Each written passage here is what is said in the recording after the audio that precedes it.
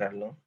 अच्छा, मीटिंग जो है ना, तो मीटिंग अचानक से ऑफ हो गई थी और कुछ जरूरी बातें थी जो मैं आपको बताना चाह रहा था, वो मैं आपको बातें बता दूं। चैप्टर नंबर 4 में जो आपने करना है ना, एक तो आपको अंडरस्टैंडिंग होनी चाहिए। जो मैंने प्रीवियस प्रीवियस लेक्चर में आपको बताया कि TNB कैसे आते हैं। ठीक है, दोबारा कहते हैं, 1 मिनट में मैं दोबारा भी बता सकता हूँ। ठीक है, अगर आप अगेन पूछना चाह रहे हैं तो मैं बता देता हूँ कि TNB आते कैसे हैं।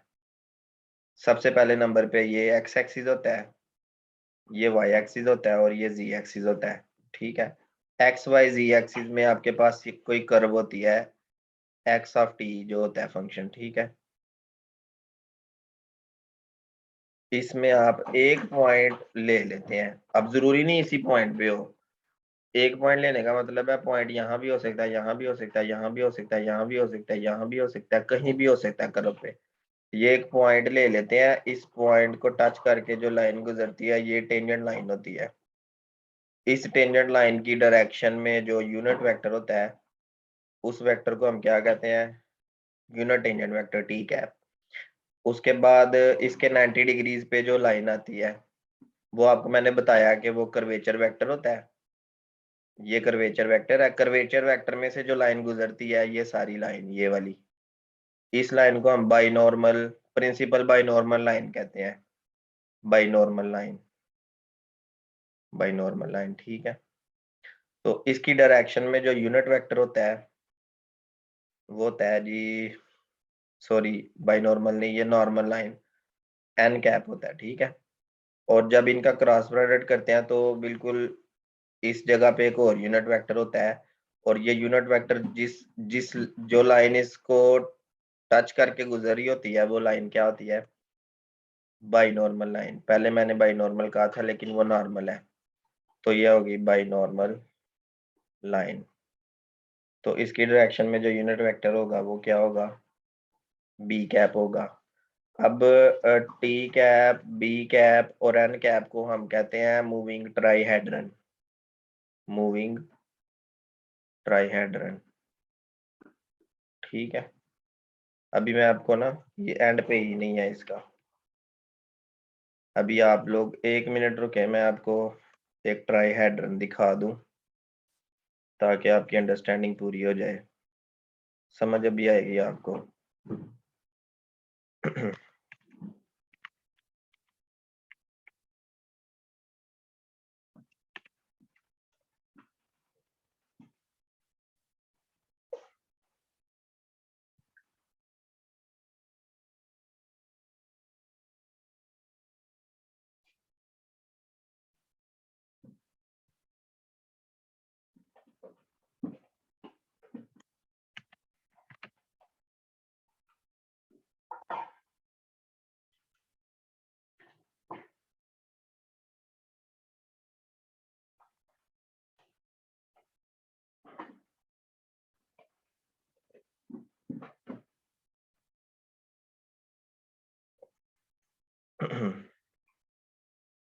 तो GIF फाइल जो है ना, यहाँ से आपको समझ आ जाएगी। 1 सेकंड रुके, मैं फाइल ओपन कर लूंगा।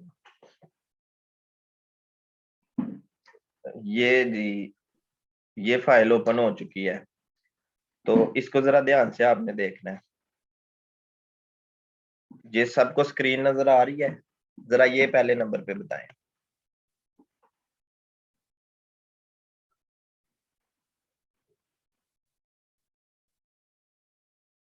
अब देखें, ये सारी कर्व है जो ये डायग्राम है ना, मैं आपको बना के भी साथ दिखा दूं। ये डायग्राम है, ठीक है। अब इसके एक पॉइंट को हम ले लेते हैं, इस पॉइंट को। अब ध्यान से देखना है इस पॉइंट को। इस पॉइंट का मतलब है कि ये यहाँ पे ना, यहाँ पे होगा ये पॉइंट। हम सिंगल पॉइंट को कंसीडर कर, अब इस पॉइंट पे जो बनेगा जी टेंजेंट वेक्टर, ठीक है। अब इस पॉइंट पे ये आपके पास क्या आ गई? Tangent line. इस टेंजेंट लाइन के लॉन्ग जो बन रहा है वो है ये वाला tangent vector, unit tangent vector. ये यूनिट टेंजेंट वेक्टर है, ये ब्लू कलर है। इस ब्लू कलर को देखें, जब कर्व पे पॉइंट ब्लैक इधर पहुंचता है तो ब्लू एरो किस तरफ होता है, पहले ये देखें। अगर कंफर्म हो गया फिर आगे चलते हैं। ब्लू एरो देखना सिर्फ, ब्लू एरो की डायरेक्शन इस तरफ है, जिधर ये मैंने डायरेक्शन इसकी बनाई हुई है। जल्दी से बताएं।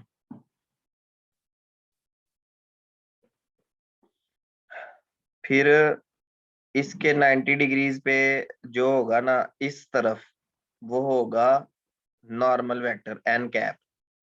अब देखें, जो ग्रीन कलर है, जब ये इस ब्लैक डॉट पे पहुंचेंगे तो ग्रीन कलर की डायरेक्शन नीचे को होती है या नहीं? जल्दी से बताएं। अभी सिर्फ एक पॉइंट हमने कंसीडर किया इस कर्व के ऊपर से। और बिल्कुल जब आप टी क्रॉस एन करेंगे तो आपके पास बी आएगा, बी कैप। और बी कैप की डायरेक्शन इस तरफ होगी, इस तरफ। इस सिस्टम को देखें, पुराना सिस्टम किधर है? ये जो है, मैं इसका कलर थोड़ा ना चेंज कर देता हूँ, ये येलो कर देता हूँ। ये एक्स एक्सिस है, येलो तो नजर नहीं आ रहा, ग्रीन कर देता हूँ। ये एक्स एक्सिस है, ये वाई एक्सिस है, और ये ऊपर वाली साइड पे जी एक्सिस है। ठीक है, ये एक्स एक्सिस है, ये वाई एक्सिस है, ये जी एक्सिस है। ये एक्स वाई जी में टीएनबी सिस्टम तैयार हुआ है, जो कर्व के पॉइंट्स पे डिपेंड कर रहा होता है, पॉइंट्स की डायरेक्शन पे। मतलब पॉइंट यहाँ पे है तो उसका टीएनबी डिफरेंट होगा। आप मान लें कि मिसाल के तौर पे आप इस जगह पे पॉइंट को कंसीडर कर, इस जगह पे पॉइंट को कंसीडर करने का मतलब है कि टी इस तरफ होगा, ये इस तरफ, टी इस तरफ होगा। जरा देखें, जब हम यहाँ पे पहुंचते हैं, कर यहाँ पे जो मैंने डायग्राम बनाई, ये यहाँ पे पहुंचे, तो यहाँ पे पहुंच के ब्लू एरो देखना है कि ब्लू एरो की डायरेक्शन किस तरफ होती है। टेंजेंट की तरफ नहीं होती, टी इधर होता है। अगर टी इधर है तो एन हमेशा कर्वेचर की साइड पे होगा, मतलब कर्व जहां पे क्लोज हो रही होगी, मतलब एन इस तरफ होगा, इधर, एन कैप। तो ये जो ब्लू एरो है यहाँ पे पहुंच के किधर को हो जाता है, जरा देख के बताएं जरा। वेरिएशन समझ आ रही है सबको? और बी फिर बाहर वाली साइड पे होगा, बिल्कुल इनसे मुखालिफ साइड। तो ये एक नया सिस्टम बन जाता है। इस सिस्टम को टीएनबी, मूविंग ट्राइहेड्रल कहते हैं। समझ आ गई अब?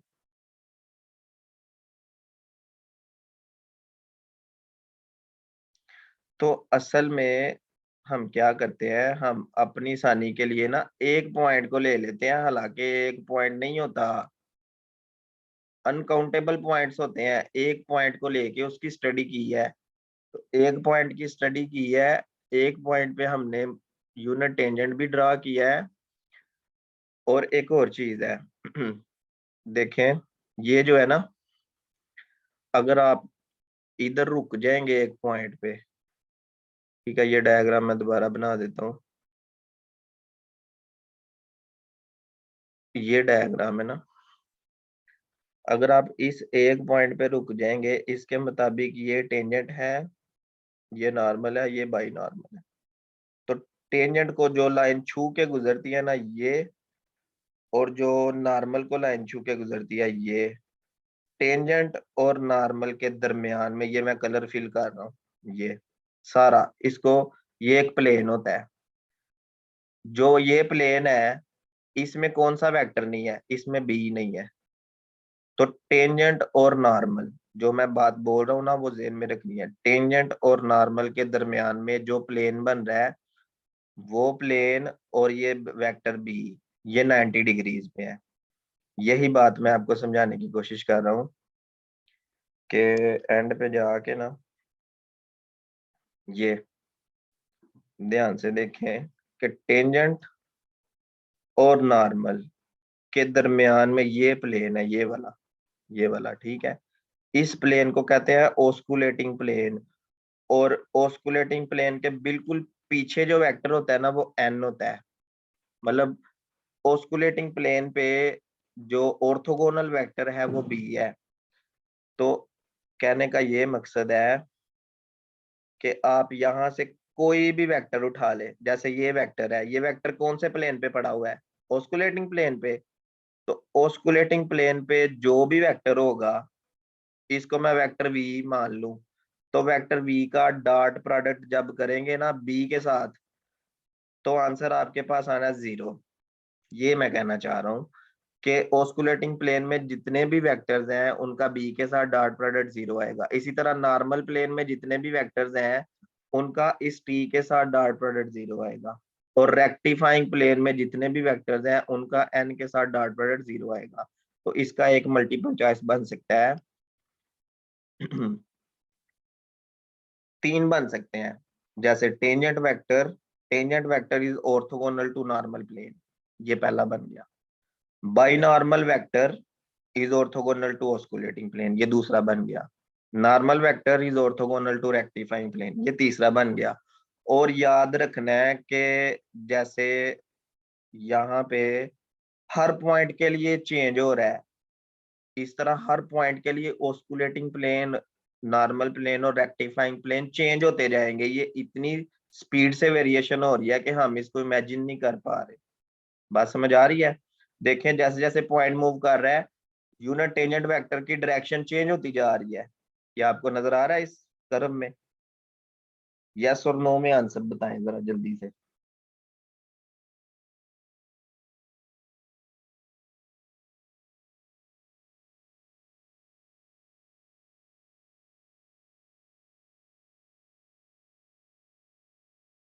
कोई ऐसा स्टूडेंट जो इस टाइम क्लास में मौजूद है, या मेरा लेक्चर यूट्यूब पे जब देखेगा या देख रहा होगा, तो कमेंट में उन्होंने बताना है कि समझ नहीं आई या आई है। ठीक है, आप अभी बता सकते हैं आपको किस चीज की समझ नहीं आई। क्या आपको osculating plane, rectifying plane, normal plane, ठीक है, unit tangent vector, unit normal vector, unit binormal vector, ठीक है, इनकी समझ नहीं आई तो बताएं, जल्दी से बताएं, ताकि मैं आपको दोबारा बताऊं और इस लेक्चर को वाइंड अप करें।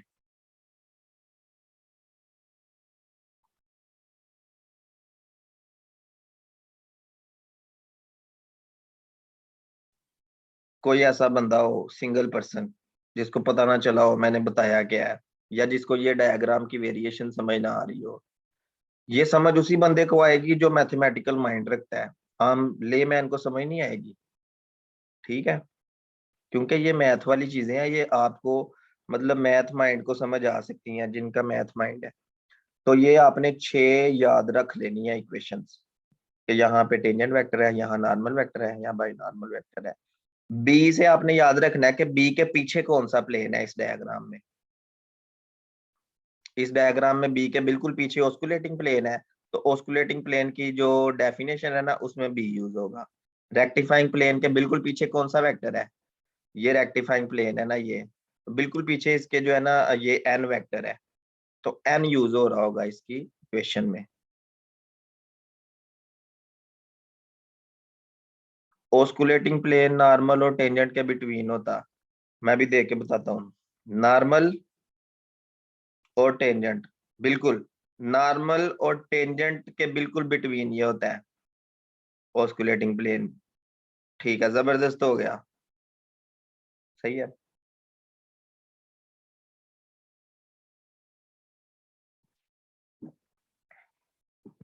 जी, तो आप लोग ये काम करेंगे, ठीक है, ये छोटी छोटी चीजें हैं, कर्वेचर का पता चल गया है।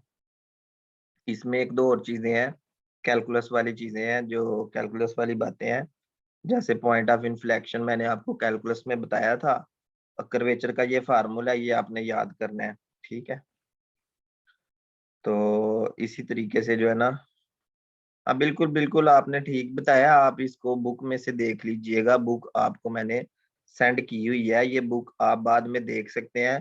कुछ जरूरी चीजें थी जो मैंने बतानी थी, ये आप बिल्कुल इसकी स्टडी करिएगा, पैराग्राफ्स को पढ़िएगा, ठीक है, एग्जाम्पल्स को सॉल्व करने की जरूरत नहीं है। तो आपको जो है ना काफी इंफॉर्मेशन मिलेगी। कुछ जरूरी बातें थी जो मैंने कहा आपको पता चलनी चाहिए। आपको मूविंग ट्राइहेड्रन का पता चल गया होगा। इसके बाद हमारे पास आ जाता है जी टॉर्शन आ जाता है। टॉर्शन का फार्मूला देखिएगा, ठीक है, -b और n, ये टॉर्शन का फार्मूला है। अभी मुझे कहीं जाना है तो हम क्लास को वाइंड अप करते हैं, ठीक है। बाकी इंशाल्लाह आप लोग पढ़े, मैं यूट्यूब पे अपलोड कर दूंगा लेक्चर। अल्लाह हाफिज। शुक्रिया सर जी, बहुत बहुत बहुत मेहरबानी सर, थैंक यू। हाँ जी, कोई बात नहीं जनाब, आप पढ़ने वाले बने बस। अल्लाह हाफिज। तो is next equal to lecture B में जो क्रॉस है एन। ना, नेक्स्ट अगर लेक्चर एन क्रॉस, जी अच्छा जैसे लेट्स सपोज सर आपने बताया कि टेंजेंट का T cross N is equal to binormal या इसी तरह, अगर एन क्रॉस टी हो जाए तो नेगेटिव साइन डायरेक्शन नेगेटिव का तो आएगा, कोई नहीं यहाँ पे होगा। नेगेटिव आएगा, बिल्कुल आएगा। ठीक है, हाँ, क्रॉस प्रोडक्ट जो होता है वो कम्यूटेटिव नहीं होता। इसीलिए मैंने कहा था कंफर्म करूं। हाँ ओके जी।